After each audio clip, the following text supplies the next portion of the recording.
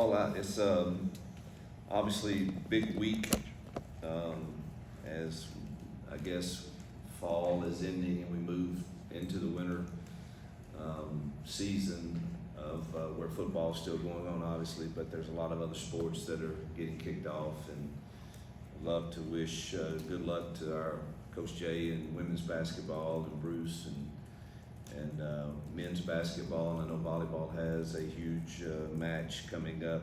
So Coach Crouch and his squad, we're pulling for them also. So a lot of good things going on this week. Glad I'm not with Bruce in South Dakota. I don't. That wouldn't be a fun trip for me, but I'm sure he's enjoying it because he's made that way. But good luck to all those teams this week. Watching the film yesterday with there was a lot of good things and some that were not so good, and then some that had we made certain plays, the game would have been firmly in control. And I don't know that we can have those not go our way this week in Arkansas. Really impressed with them. I think they've lost 5 games by 1 score or less to really good football teams, and obviously they're coming off of a big win on the road in Gainesville, and I think they've got a lot of motivation, and it's a very scary team. I think they're doing a really good job. They're really good on defense, stopping the run, and obviously KJ's had great respect for him for many years now, and knew him out of high school, and he's a great leader, and they've kind of gone back to playing like they did last year offensively, it appears. So, and they seem much more confident. So we got our hands full with that. Excited about winning at Vanderbilt again. Thank our fans. I thought they were incredible. Showed up, and really felt like we were at a neutral site game at worst, and really just never had any problem communicating or anything, and I think our fans were just incredible. So we're looking to become bowl eligible. I think that's big in year 1. Jarquez has had some good games. Peyton has completed around 70% of his passes the last 2 weeks, and 5 TDs with 1 interception. That was a bad choice, but it's been solid, and that's with several drops. Really, I think we had 7 drops is what I tallied after watching the film. So we had 3 scores of 50-plus yards. That's the second time that's happened in 20 years. So we're starting to see some signs of some good things, but we got to clean up the ones that are not so good, and make all the ones that come our way that we do have good calls and we executed correctly. And you know, we had 2 touchdowns called back. Jarquez scored on 2 runs, both called back. Both were good calls. They were penalties, and just neither one had to happen. You know, not one time have we ever discussed cutting from the tight end position. Not one time, nor do we practice that. And then Rivaldo's hold on the last one that Jarquez ran in, just didn't have to do it. And so we've got to lock in and be a little more focused and clean some of that up, or those will hurt us in these upcoming games. First question, JG. You said last week that you were more involved in the game planning offensively. It seemed like, are you calling some plays now? You seem more involved in that on the game. Yeah, it's a collaboration. You know, I'm very involved but Monty's calling his share too, and it's a partnership, and kind of depends on how it's going, and you know, but I'm very involved with what's on the call sheet for sure, and what shouldn't be on there. All right, Jason. You like a golfer watching putts fall. How important is just seeing plays happen and success on offense, and just starting to kind of believe? Is that a big deal? Yeah, I thought you know, we played with some confidence and swagger last week, particularly the first half, and then you know, got off to a fast start. and was really optimistic about some of the. I really felt good about our. I worked hard at explosive plays and the possibilities of those, and really felt good about our chances at having some explosive plays, and we should have. We did have. We had some, but it should have been more. And I think the more we're successful at doing that, the more confidence and swagger that our kids will play with. Quarterback. Hey, Coach, with Casey Jefferson, getting to watch him over the years, he's so difficult to bring down. I know you emphasize tackling in practice, but how much is that going to be the point of coaching this week to make sure that you bring him fully to the ground because he is so strong? Yeah, it's amazing some of the tackles he gets out of, and then extends plays. So that would be certainly an area that we've got to. I mean, you watch him enough, you know you're not going to get him on the ground every single time. You just hope that those are not explosive runs or explosive passes that happen after you miss him. But he's very, very strong and very, very difficult to get on the ground. Front row. Mike Bowman. Brian. Coach, a couple weeks ago, you mentioned that you had what you phrased a put up or shut up, conversation with Peyton Thorne. He averaged about 30 throws a game at Michigan State before he got here over the last 2 weeks. He's thrown the ball significantly more. Have he expressed any frustration to you about the volume of throws in the game plan? No, not about the volume. We're both frustrated, and we talk openly. But I don't ever remember. It wasn't a case. Well, I need a certain volume of throws. I mean, there's a lot of really good football teams that are finishing games now. If you go look at the stats, 12 for 19 or 16 for 19, and it's never about volume for him nor I. It's about executing what the plan is and executing it well and throwing accurate balls to the right spot. So never been one to say it needs to be X amount, nor has he expressed that either. Stay front left. Brian. Yes, Hugh, what status of Avery Jones this week, and if he does return, what will be the plan for Convaloo? Yeah, I don't know yet. I haven't talked to Robbie and the medical staff yet about. We probably won't know until Wednesday or Thursday what Avery's status is, and Connor still will play some. I don't think him being out the last 3 weeks, particularly when it's a lower leg injury, that he's going to be ready to go out there and play 60, 70 snaps. So if he is available, it still will be a shared responsibility.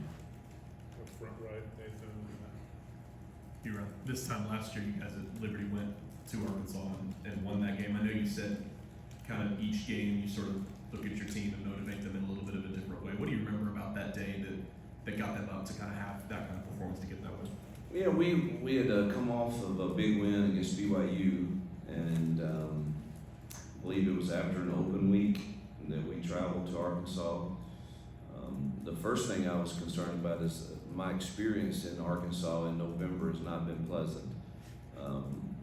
The 2 times we went there when I was at Ole Miss, the weather was atrocious. And I was just thankful that when we went at Liberty, it was actually a nice day. And it appears this Saturday is going to be fairly nice. I tell our teams the truth. And I remember telling them, listen, you're the underdog. You shouldn't win this game. But that's what makes it fun, to go and give it a shot, and while you play the game. And you don't have to be better 10 times. You just have to be better that one day. And I can't remember exactly what our theme was that week or anything, but our kids played really hard that day, I know, and stopped their run pretty much. So there's something we need to do this week also. Stay front right. You mentioned Saturday about just wanting to look back at the film to see the offensive line and how they handle different protection schemes, running backs and tight ends too. If you've done that now, kind of, what did you think about it? Disappointed, truthfully, in our protection. just, and again, when I say disappointed, I'm not saying O-line, running backs, quarterbacks, it was all of us. Peyton, I mean, third down, I see exactly what's happening, and I just felt surely he sees, because we did a freeze, and the end was dropping, and the back was coming, the safeties were rolling, and I mean, I know you see that, and we did not set the protection right on that, and I think he missed two protections. Running back totally, Damari missed an easy look, and then our O-line had 3 or 4 that were, and I'm not talking about just getting beat. I'm talking about we're not handling. When they were really twisting a lot away from the back, and you have to get vertical to be able to pass that off and stay on the same level. And man, we were several times we were on different levels, and you're gonna get pressure in a hurry when you do that. So we were average at best. Second row average. Hey, these past 2 weeks, was it more of the game plan going in that Peyton was going to play every snap, or was it he's just playing so well you're not going to take him off the field? Well, it was, this is what we're gonna do offensively, and I believe Peyton's skill sets are the most prepared for what we're doing. It's not a negative toward anybody else. I think when you talk about playing with tempo, setting our protections, throwing accuracy with footballs and understanding coverages, I think he's the farthest along in that. I think Holden had one heck of a week last week, and he can really spin it, and he's probably one that I think he's got a bright future. Third row, Jeff. You spoke earlier this year about Jalen Simpson being a joy to coach. What are some things you see him consistently doing at a high level? His energy, passion, work ethic. He comes to work every day, he prepares. He does it with energy and a smile on his face, and it's not a I have to, it's a I get to mentality, and pleased with his progress for sure. We go center back. 17 points in the first half on Saturday, 14 in the second half. I just didn't know if you had an explanation for the huge drop-off of 3 points in the first half. I tell you, it was awful play calling. It was awful. My real question is, with Arkansas, we know they let go of their offensive coordinator a couple weeks ago. How tough is it to game plan when you have film for so many weeks on one offensive coordinator, and then now you're having to readjust and kind of see what the difference is from all those weeks before for just these couple weeks now with a new guy calling plays? Well, I honestly, I don't know that it's gonna. This is certainly not saying that we're going to have the greatest plan to stop them, but I think it's pretty clear they were frustrated with what they were doing, and I think it's a pretty stark difference. And the guy that's calling it now, whose background is with the former offensive coordinator, I think it's a pretty good bet that you can throw a lot of the film out unless you're just looking at personnel, and probably need to pull a few games from last year, is my opinion, to go with what they did in Florida. Front row, Jason. Hugh, what have you seen with Austin Keys being back the last couple of weeks, and how much has he helped that linebacker group? And I guess we've seen that linebacker group overall as they've grown this season. I thought our linebackers played their best game, truthfully. We had one, we turned loose an over route, our eyes got a little dirty with the play fake, and we didn't cut the tight end on them. Outside of that, I thought they played really, really solid. And I think Austin being back, it really gives us 4 guys that we can rotate, and they're not having to play. I mean, I was looking at the play count last night. I think Austin played the most, and it was 40 plays maybe, and everybody else is 20s and 30s. And I just think anytime you can do that on defense, especially, particularly in the front 7, you're gonna be fresher and better to take on what you have to take on in that box when it's not me having to play 50, 60 snaps. And so, number one, he's one of our better players. Number two, it takes the load off of it. The load is shared now, you know, among really Cam and Larry and Eugene and him. Go back to Jay. Yeah, on the topic of Peyton's pick six, when he gets back to the sideline, you say, what happened? Did he have an alibi at all? I love him. He said, "Coach, I swear I just did not see him." So what do you say to that? Play the next play? You know, there wasn't no excuse. It wasn't, I read the coverage wrong. He said, "Coach, I just didn't see the guy." And I said, "What do we always say? Don't throw blind." I said, "You got it. Don't throw blind." And so, I mean, it happens to the best of them. He hasn't shown he has not shown that that's his MO, just to fling the ball to the flat and with coverage standing there. So, I mean, he owned every bit of it, and obviously, I said, "Bro, my media guys want me to throw it when we're backed up." And so, you got to, bro, if I'm gonna do that, you got to protect me, man. I said to myself, "That's why you daggone run the ball in the front." Michael. Coach, a lot of talk about the offense, obviously, but quietly your defense is keeping you in every single game. They only gave up 8 points. What are your conversations with Ron Roberts like during the week? You guys talk about his contract extension weekly, or how's he doing? I don't go in the defensive room much. I never have.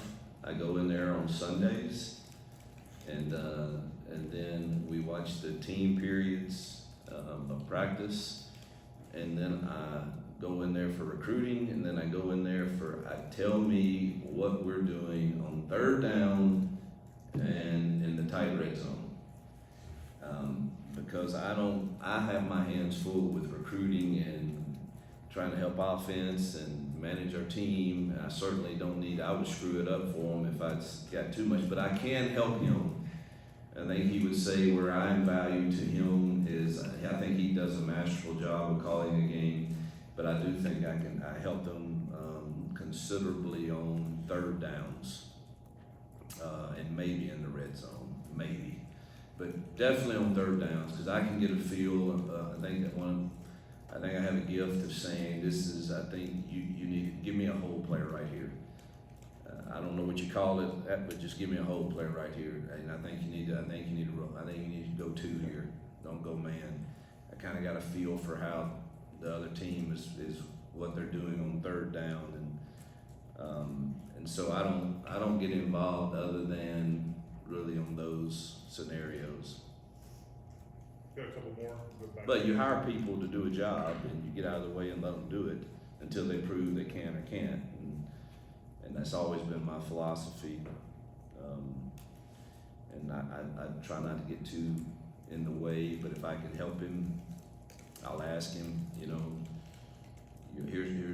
you want me to, if you want me to tell you what I see right here, say so. He said, "Yeah, I'd love to hear it." I tell him, "Here's what I would do the next 2 third downs and medium. Here's what I do the next 2 third downs and long." Is that the same on offense, Coach? As in, You said hire people to do a job and get out of the way. well, you play to your strengths, but yeah, you hire people, and you hope that you're not always right. I don't know that I've ever totally been right on every single hire that I've ever made, and you always are. You evaluate that every single year. But I think to this point, I'm pretty pleased with.